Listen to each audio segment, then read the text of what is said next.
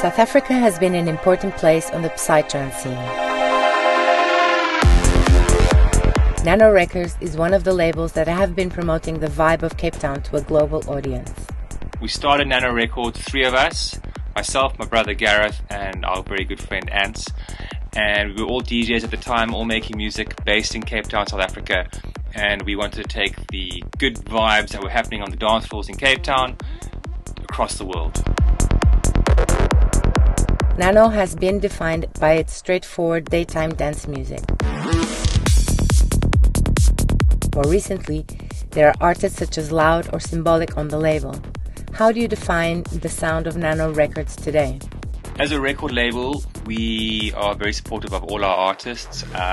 We look for artists that we think fit the kind of vibe that we want to put out there, a psychedelic vibe that is about journey music, number one. That's the main focus, is music that takes you from point A to point B. Never particularly focused on one sound. When we first started off, we were very synonymous with a daytime sound, but the scene's changed and we've changed as well. We've added different sounds and styles, and our artists have changed as well. So overall, our vibe is just a good psychedelic party. That's what we're looking for. The release schedule and distribution of music is one of the main jobs at the Nano offices in Cape Town. We've released over 100 releases now, and still going strong. We've got plenty coming up for next year already. Most of our music is sold digitally online through our own web store, which you can check out on our website, nanomusic.net, or through places like Beatport and iTunes and all these other stores.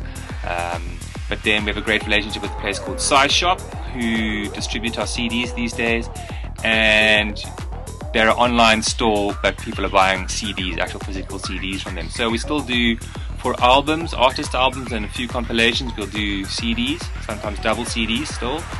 At certain points of the year we have up to one, like a release every week. And we're looking to possibly up that. We might even have some parts of next year where we'll have 2 releases a week. Singles and EPs, 1 track at a time, or 2-3 tracks at a time from different artists.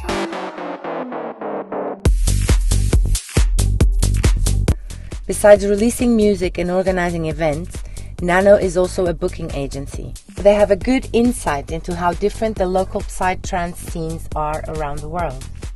We are lucky enough to have a booking agency which manages our artists, and many of our artists are quite busy touring the world, so we get to see where the artists are playing and what different scenes like and that kind of thing. It's always quite interesting how some artists do really well in one territory and they never go to another one, and then other artists are playing all the time in that territory and never get to go to the other artist's territory. It's just different scenes like different music. Not all the time, but often, and so some artists play in different places more than others. But overall, the scene's pretty healthy. There's a lot going on, a lot of amazing events around the world, a lot of people who enjoy the music, lots of smaller events happening all the time. So many DJs and people who are collecting the music and playing the music and getting the word out there, which is awesome. I think at the moment, obviously, Europe as ever is still kicking, and always has been, and places like Brazil and South Africa and Australia, Japan's picking up again. Mexico's got a huge scene. Canada has been really great. For us as a record label, we've seen a lot of interest in France, which has been great. Really, for many years it was very quiet there.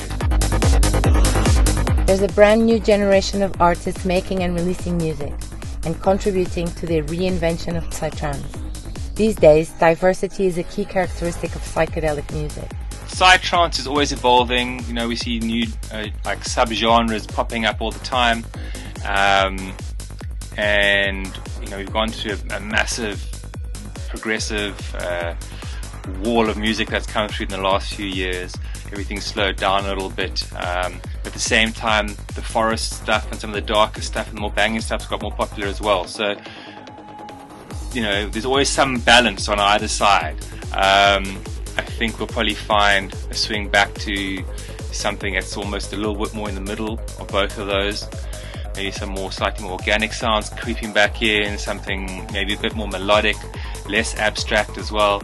But I think the scene is so diverse at the moment, and that's a good thing, that there is room for a lot of stuff. I think a lot of different experimentation. It would be nice to see some artists experimenting a bit more.